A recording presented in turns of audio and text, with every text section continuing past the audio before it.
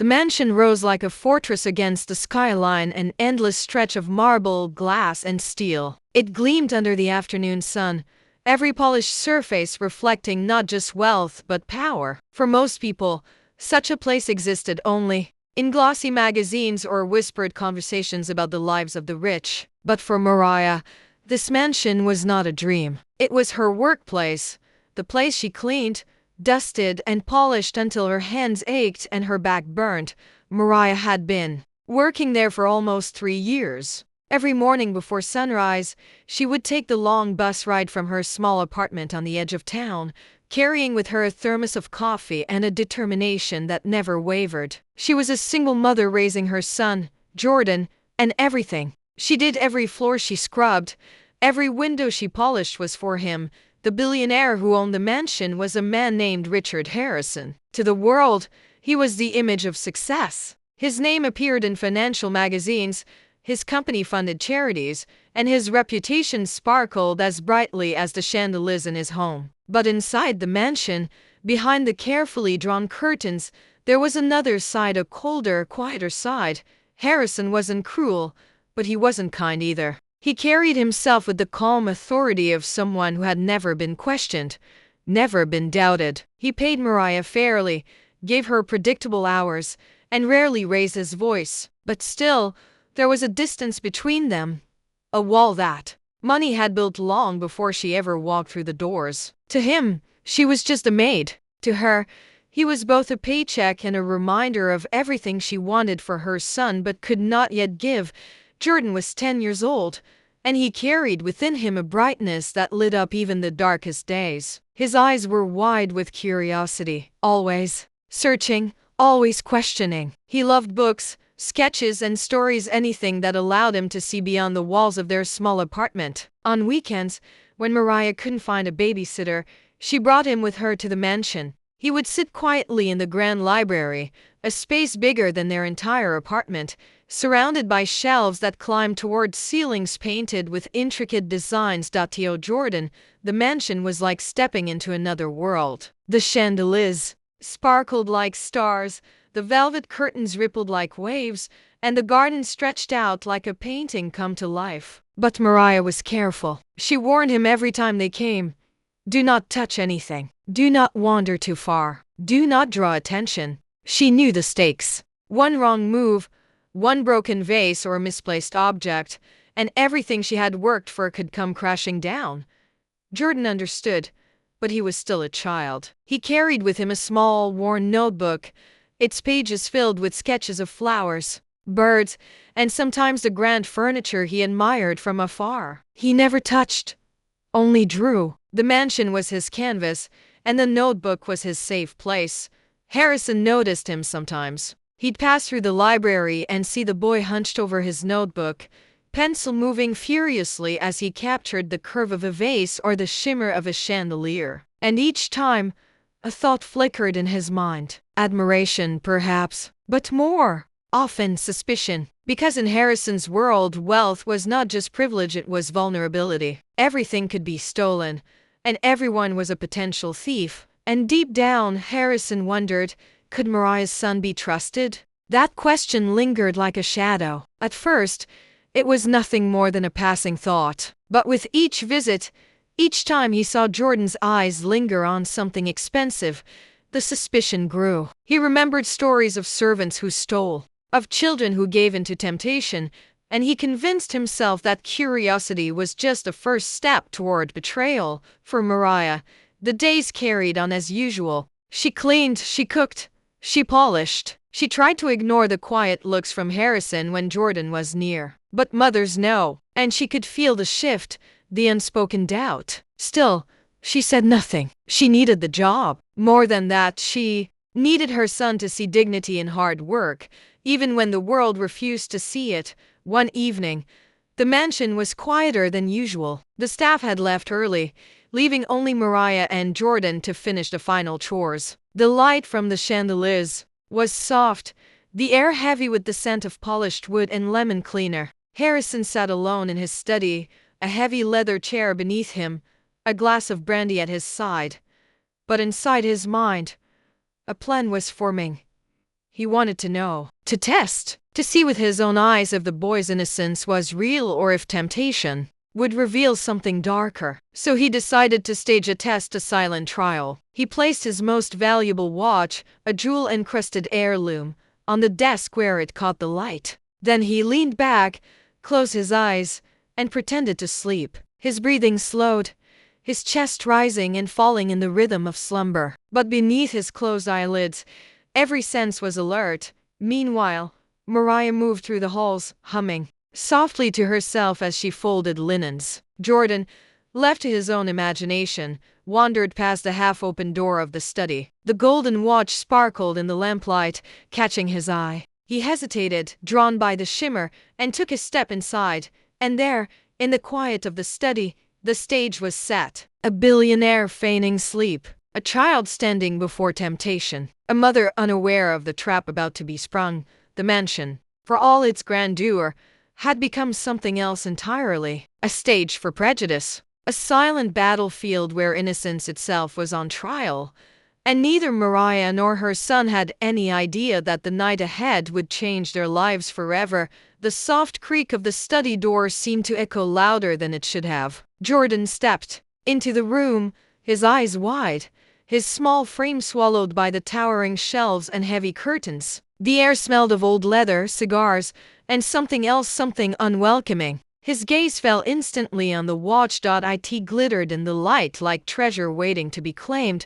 He didn't reach for it. Instead, he leaned closer, squinting at the intricate design. The golden band caught the light with every angle, the small gemstones sparkling like stars. His fingers twitched, but only toward his pocket, where his stubby pencil and battered notebook rested. Slowly, he pulled them out and began sketching.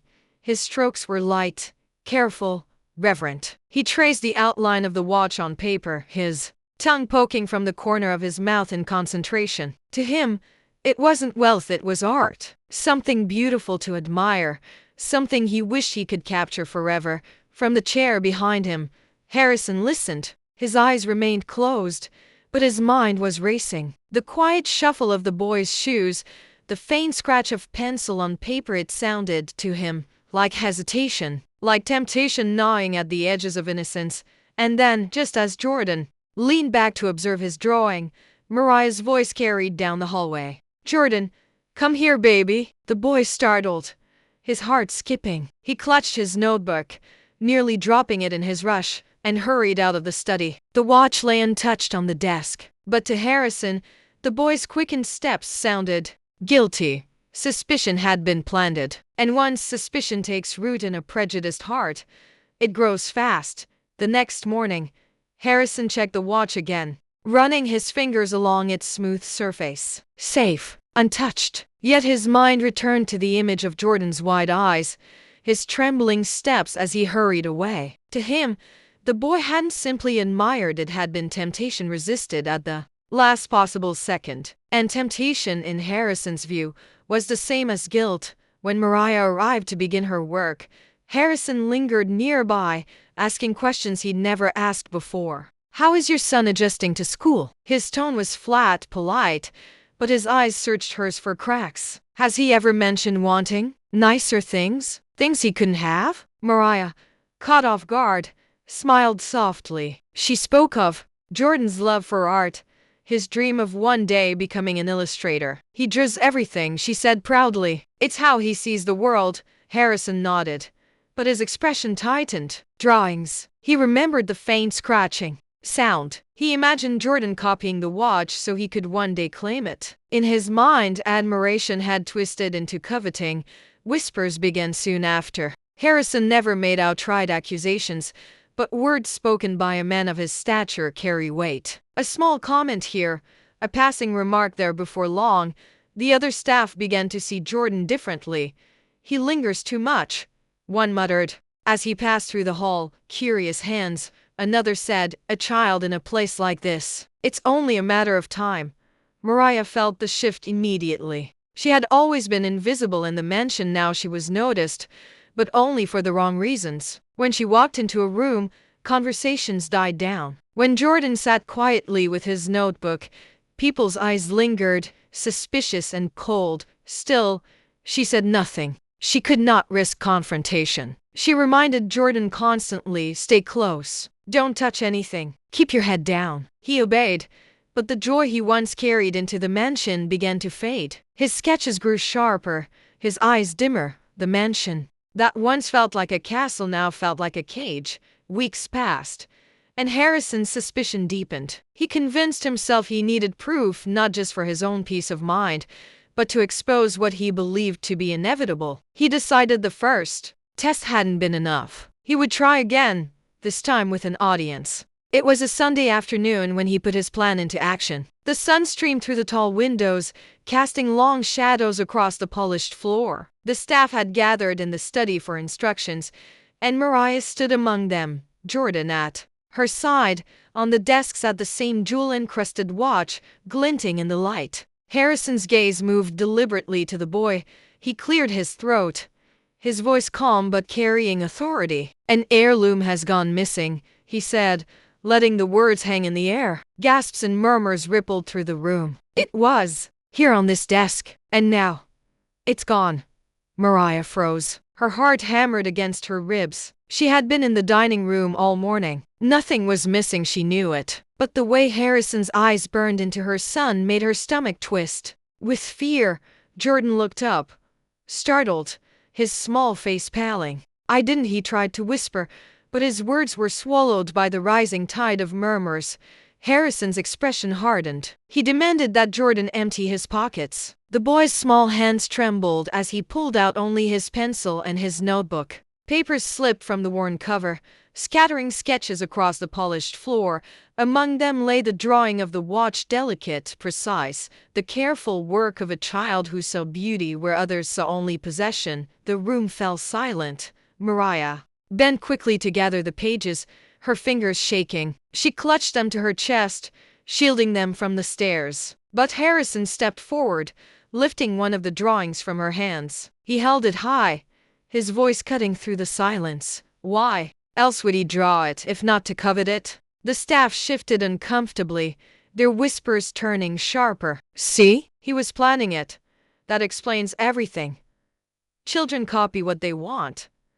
Mariah's heart broke as she pulled Jordan close. He buried his face against her, sighed, his small shoulders shaking with sobs. She lifted her head, her voice trembling but fierce. He draws because he dreams. He sketches because it's the only way he can capture what he may never have. And now you twist his gift into guilt? Her words rang through the study, silencing even the whispers. For a moment, all eyes were on her. But Harrison's face remained unmoved, his expression carved from stone, because in his eyes, the verdict was already decided. And then came the cruelest blow. With deliberate slowness, Harrison reached into his desk drawer. He pulled out the watch gleaming, untouched, and held it up for all to see.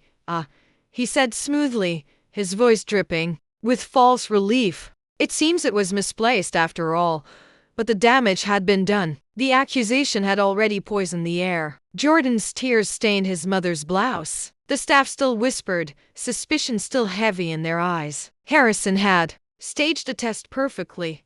Nothing stolen, yet innocence stripped away. Mariah clutched her son tighter, her body trembling with rage and humiliation. She knew this had never been about a missing watch. It was about proving a prejudice, confirming a suspicion, feeding a narrative that had followed people like her and her son for generations. And in that moment, as silence fell over the study, she realized something chilling.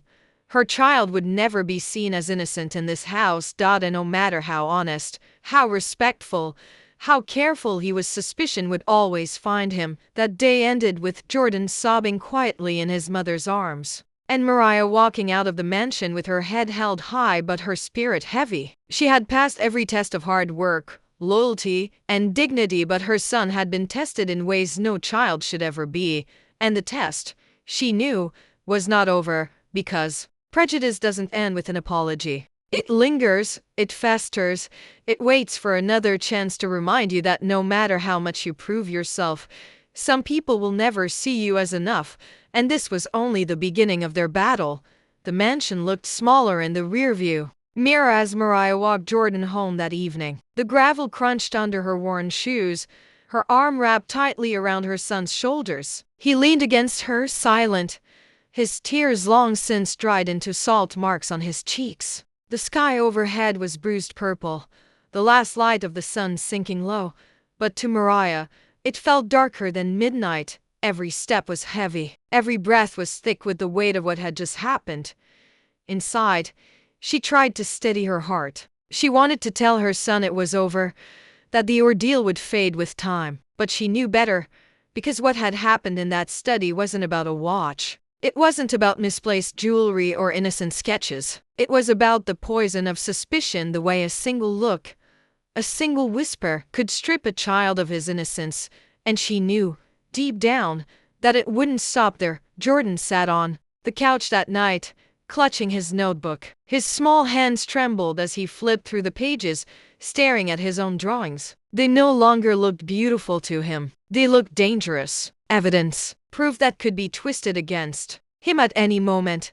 "Should I stop drawing, Mama?" he asked quietly, his voice breaking the silence. Mariah's heart cracked. She sat beside him, pulling him close, pressing her lips against his hair. "No, baby, don't ever stop. Your drawings are light in a world that sometimes feels too dark. Don't let them take that from you." But as she said the words, she felt a pang of fear, because she knew dreams, too, could be stolen. The next week, Mariah returned to work. She had no choice. Bills waited, rent loomed, and life pressed forward without mercy. Jordan stayed behind with a neighbor, but the absence of his laughter haunted her as she scrubbed the marble floors. The mansion seemed colder now. Every creak of the wooden stairs, every echo of footsteps in the hallway carried new weight. Conversations paused when she entered. Eyes lingered longer than before. Even though the watch had been found, suspicion had not lifted. She felt it everywhere, in the clipped tone of the butler, in the narrowed glances of the housekeeper, in the way Harrison barely acknowledged her presence. It was as though the accusation had carved an invisible mark on her family, one she could never wash away. And she knew Jordan felt it too. But what Harrison hadn't expected was that his test, his attempt to prove suspicion right, had ignited something stronger than fear. It had lit a fire in Mariah. She began to notice things she hadn't before. The way certain staff were treated with more leniency. The way small mistakes were forgiven for some but amplified for others. She started keeping track, mental notes, careful observations, a quiet resistance building inside her, because one day, she promised herself, her son would know the truth, that his worth could not be decided by the suspicions of others. Jordan's world shifted too. At school, he grew quieter. When his teacher praised his art, he smiled faintly but tucked his drawings away quickly, afraid they might be misread. His classmates played without care, but he watched them cautiously, as though waiting for someone to accuse him of something unseen. One afternoon, as he sat under the old oak tree outside their apartment, sketching the sway of the branches, he overheard two boys whispering, "Isn't that the kid they thought stole something?" One said. The words stung sharper than any stone. Jordan closed his notebook and walked home, shoulders slumped, eyes wet. Rumors traveled fast. Suspicion, once planted, had a way of spreading like wildfire. But Mariah refused to let her son's spirit wither. She encouraged him, telling him stories of Black artists who had faced rejection but left legacies that could never be erased. She spoke of strength, of resilience, of refusing to let the world dictate the size of your dreams, and slowly, piece by piece, Jordan began to draw again. His lines grew bolder, his pages filled faster. But alongside the beauty, there was something new in his art: shadows, darker tones, faces marked with sorrow. His drawings told stories now, stories of fear, of suspicion, of injustice. At only 10 years old, he was already sketching the weight of a world too heavy for his shoulders. Months passed, but the wound never fully healed. And then, one evening, Mariah received a call that forced her to confront it all again. It was the community center. They were hosting an art showcase for children, and Jordan's teacher had submitted his work. He had been selected. His sketches, The ones he had once feared were going to be displayed for the whole neighborhood to see. Mariah's heart swelled with pride and fear all at once. The night of the showcase, Jordan stood nervously beside his artwork. His drawings hung neatly on the wall, each one telling a piece of his story. Guests walked by nodding, some pausing longer than others. Whispers filled the room, but this time, they weren't whispers of suspicion, they're powerful. One woman said softly, so much emotion in his lines. Another murmured, and then came the moment that would change everything. A local journalist, covering the event, stopped at Jordan's work. She asked him what inspired his sketches, why his faces looked so heavy, why the eyes in his drawings seemed to carry so much pain. Jordan hesitated, glancing at his mother. She gave him a small nod, her eyes shining with encouragement. So he told the truth. He spoke, voice trembling but clear, about the mansion, about the watch, about how his art had been twisted into something ugly, how suspicion had followed him even when he had done nothing wrong. He spoke of how it felt to be seen not as a child, but as a suspect. The room fell silent. The journalist scribbled furiously, her expression grave. And when her article appeared a week later, the story spread, not just of Jordan's talent, but of the injustice he had faced. For the first time, the narrative shifted. His art wasn't evidence, it was testimony. Proof not of guilt, but of resilience. Harrison saw the article, sitting in his grand study, the watch gleaming on his desk. He read the words slowly. The story painted him not as a guardian of wealth, but as a man blinded by prejudice, willing to humiliate a child to feed his suspicions. He scowled, dismissing it aloud as exaggeration, as melodrama. But late at night, alone in the silence of his mansion, the words echoed in his mind. He could ignore the article, dismiss the whispers, but he couldn't erase the image of the boy's tears, the sound of his sobs echoing through the study, because deep down, he knew the truth. His test had never been about the watch. It had been about control, about proving his bias right. And in that, he had failed. For Mariah and Jordan, the impact rippled far beyond the mansion. The showcase opened doors. Community members rallied around them. Teachers encouraged Jordan's art, and neighbors who had once whispered now offered words of support.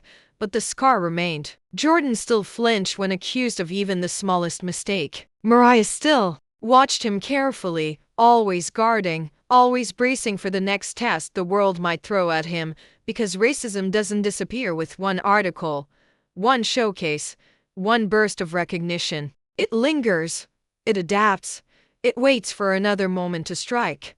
And yet, something had changed. They had turned suspicion into story. They had turned humiliation into testimony. They had turned pain into power. Jordan grew that year not just in age, but in spirit. He kept drawing, his art sharper and louder than ever before. He drew not just for himself, but for every child who had ever been looked at with suspicion, every mother who had ever felt the sting of injustice. His notebook was no longer a secret, it was a weapon, a canvas, a voice. And Mariah, watching him sketch late into the night, felt hope rising in her chest. Hope that one day, his art might do more than survive. It might change hearts, because in the end, that's what stories do. They pierce the silence. They make people look again. They demand to be heard. He made it through that night in the mansion, but not unchanged. The fear, the humiliation, the reality of what had happened, it would stay with him forever. But so would the strength, the resilience, the determination to turn pain into purpose. And he wasn't alone. This wasn't just one story. It was the story of millions. A story of suspicion that follows Black children into classrooms, stores, neighborhoods, streets. A story that keeps repeating, generation after generation.